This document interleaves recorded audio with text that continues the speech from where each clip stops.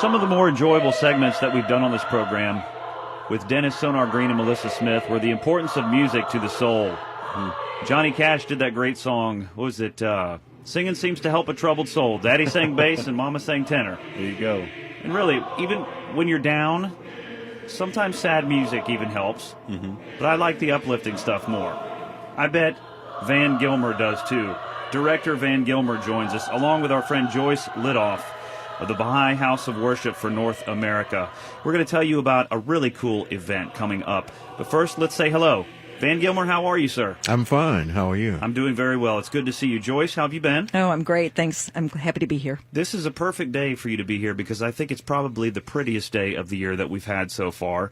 And when I think of pretty locations all around the world, really, I can't help but think of the Bahá'í House of Worship. That is in Wilmette, the Bahá'í House of Worship, 100 Linden Avenue in Wilmette.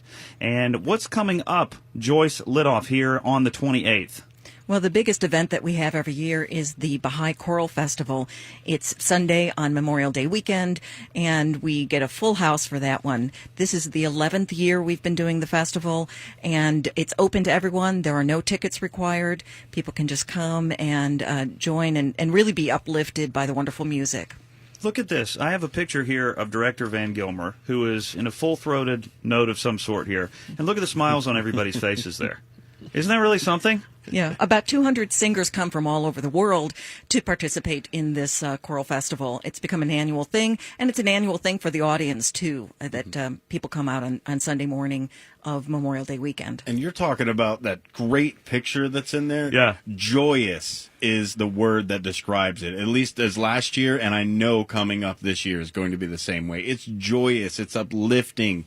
It's that shot in the arm that a lot of people need to just get ready to celebrate springtime and summer and fellowship, which I really enjoy over at the Bahá'í House of Worship. And how about just being alive? I just came back from a funeral, which sounds like a downer at first, except we were celebrating the life of my grandfather, of our grandfather, my mother's father, who was 93 years old. And in terms of spirituality, he is a guy who survived D-Day and was in a foxhole. And he said, God, if you just get me out of this, I'll do whatever you want. And indeed, he didn't smoke again. He didn't drink again. He spent the next 50 years in Brazil as a missionary. And then when he retired from that, he was ministering to prisoners in Pennsylvania.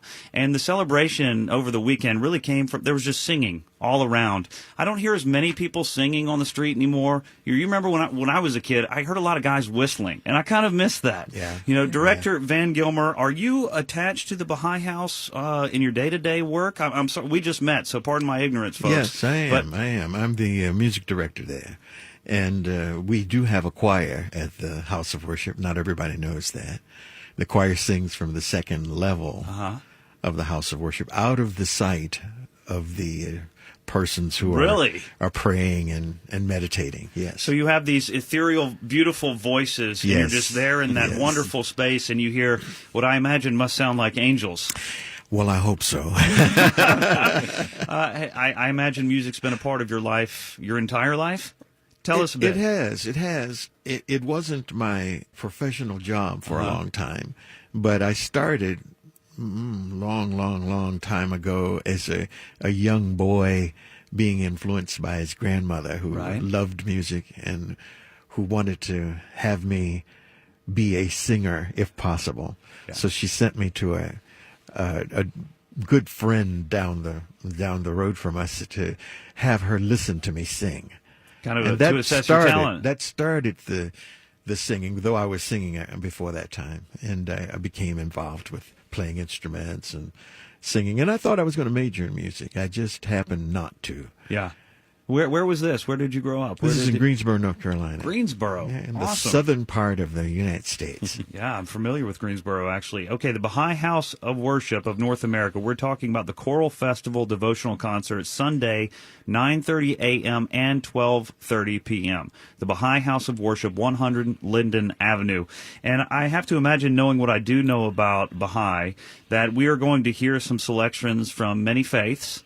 All very beautiful. Yes. What we heard coming in, Lift Up Your Hands, that was the track that you heard. I don't know who performed that. Do either of you know Lift Up Your Heads. Your head. Oh my gosh! And it Lift comes up your heads. from You know what happened to me is I go to an evangelical church and I'm so used to lifting up hands. Hey, Sure. So that's probably what it is. no, it's lift up your heads, and it comes from the Messiah by Handel, and it has these wonderful words that have been used a lot, and then the Baha'is also are very attached to them. Lift up your heads, O ye gates, and be ye lift up, ye everlasting light, and the King of glory shall come in. Beautiful. And that was the Baha'i House of Worship choir. That was the festival choir. That was the festival choir. Yes, and that was it was quite a few years ago.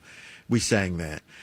The difference is, in the Baha'i House of Worship, you can only sing music based on scripture of any of the world's religions, and those songs must not be accompanied by instruments. So it's a cappella, sacred music.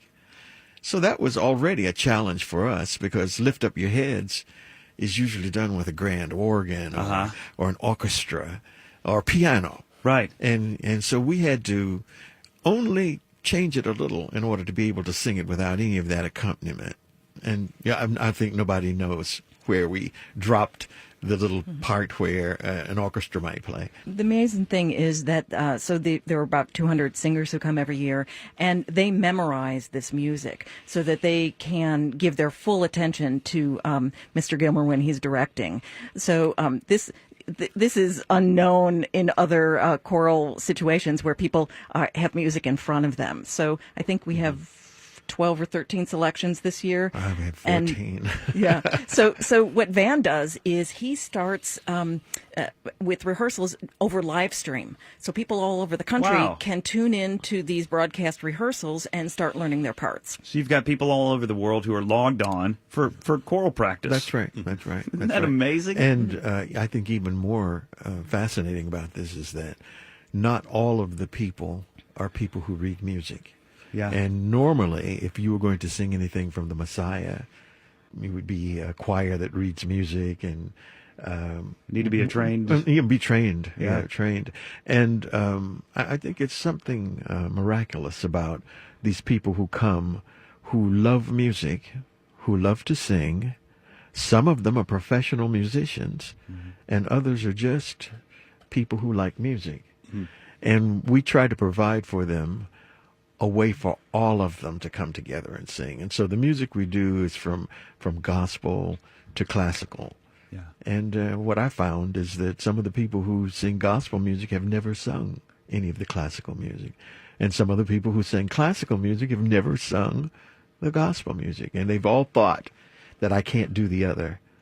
And yet we come together. And so there's a unifying thing that starts even in the rehearsals before we get to our final singing of the devotions. Van Gilmer, I know not everyone is as talented and works as hard as many of the people that comprise this group, but do you think that everybody can kind of contribute in their own way and sing a good song? I've heard people say, I can't sing. I don't believe that. I think there's a little bit you can do. Maybe you can't go through the entire range in multiple octaves, but you know, even in those old the old gospel songs, you got the guy, you know, real down here is not doing a whole lot, but he's part of the total package. Yeah. You know, I think everybody can sing a little bit. They just may be a little bit too nervous. Well, you know, there's something very supportive by having all of these people together. Yeah. Because if there are people, and I know there are people who will be with us when we sing for the choral festival, who really don't sing by themselves. You know, if you would hear them sing a song by themselves, you say, "Oh, I know you're not in this choir," and yet when they come together with all these other voices, blending those voices has an effect. So the music is supposed to lift the spirit and the soul of man, and I think it not only lifts the peoples who are doing it, the people who are doing it, but it also affects the people who are listening. You know. No, you're totally moved. So we sing from heart to heart. Yeah. Van Gilmer is our guest with Joyce Lidoff. They're here. We're talking about the Baha'i Choral Festival devotional concert, Sunday, May 28th. 2 shows, 2 performances, 9:30 and 12:30. Let's listen to In Bright Mansions for just a moment. And then can you tell me a little bit about it? Yes. This is a Negro spiritual.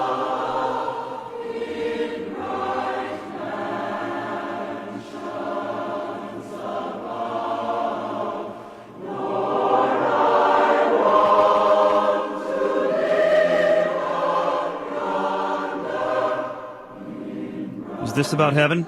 Pearly gates, streets of gold? Yeah. And it says indeed in the scripture we'll have mansions, right? Yeah, it's about going to a place where everybody is loved. Everybody loves each other. So this is a longing for the slaves who came here. You know, they were wanting to go to this place where we could all be together. And so these songs emerged based on their Christian background. Right. So this is, I want to live up yonder in bright mansions above. And certainly knowing the kind of life that they were living, it had to be a better place. And I think we all long for that because we'd love to say we want to live in a utopia. Can't we all just get along and love each other? That's right. Mm-hmm. Well, I wish. Yes. One day.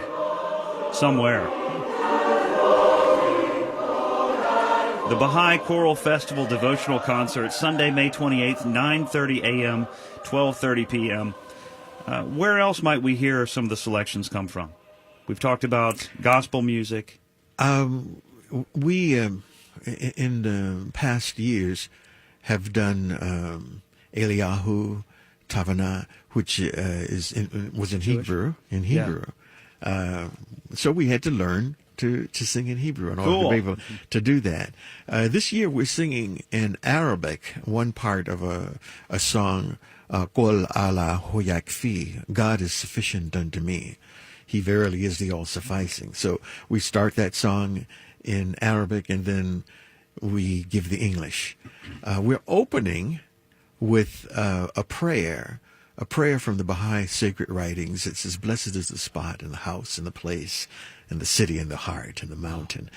And we move right from that arrangement to another of the same prayer, but singing it in Spanish. Nice. So it's really a challenge for the singers to have to learn these languages as well. Yeah. Another of the selections is by Ravi Shankar, who is the famous sitar player, and he composed a piece called "Oh My Servant," which was composed at the time for the opening of the Baha'i House of Worship in India. There is one Baha'i House of Worship in every continental region, and Ravi composed that piece for that opening in the 1970s. I used to hang around with a guy from South Carolina. We had my first job out of college, and we would ride around listening to reggae music as we were making cold calls in the city of Atlanta. And all he had in his the back of his Lincoln was a trunk full of big stacks of those CD cases of all reggae music. And he happened to listen to Bob Marley one day. Usually it was something more obscure. And I said, Bob Marley, I mean, I think about half of his songs come from the Bible. And he said, what? Mm-hmm. I said, yeah. He wrote from Scripture. Mm-hmm. I mean, many of these songs, there's so many things. And when I think about people drawing from Scripture, you can't help but think of King David, who, of course, was it a lute or a lyre or something that he would have played for the king? Mm-hmm. Yes. Which takes us to one of these other tracks that Joyce Lidoff here has brought to us, The Last Words of David. What can you tell us about The Last Words of David, Van Gilmer? This comes from The Peaceable Kingdom by Randall Thompson. It's one of the pieces of that whole set. This one, though, if you think about where we are now mm-hmm. and America now, this says, he that ruleth over men must be just. Yeah. I love that because it also says God makes king whom he pleases, which means the king should be humble. And remember that he's only there because God installed him in that lofty mm-hmm. position, and he should act accordingly. From the highest to the lowest. The highest should act as the lowest. Yeah. This is the last words of David.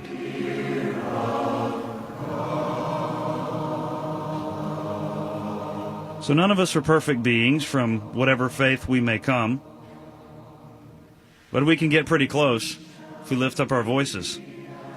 So I hope you'll join and listen. Baha'i Choral Festival Devotional Concert, Sunday, 9:30 a.m., 12:30 p.m. at the Baha'i House of Worship, 100 Linden Avenue in Wilmette. It's about the easiest place to get to, and you cannot miss it. If you haven't been, it's time. You must do it. Baha'i Choral Festival Devotional Concert, Sunday, May 28th. 2 shows, 9:30 and 12:30. Director Van Gilmer, and how many performers? There'll be 170. 170. Yes, yes. And we won't be able to see them as we sit there? Oh, no, you'll see them. Okay, we'll see them. Those will be on the main floor. And if the weather is nice, Joyce, we may have a special treat. We don't want to give that away yet, though. Okay? Unless you want to. Sure, I'll share that. Go ahead. At the second concert at 12:30, if the weather's nice, we always do an encore on the steps outside of the house of worship, and lots of the audience members like to linger and meet some of the singers and sing along, because we usually do a piece that they can that they've heard during the festival, and they can sing. Awesome. Well, thank you so much, Joyce. Good to see you again. Glad to be here. Van Gilmer, it's a pleasure to meet you. That's great to be here. We'll see you Sunday, May 28th at either 9:30 or 12:30. Okay. You'll be there for both of them.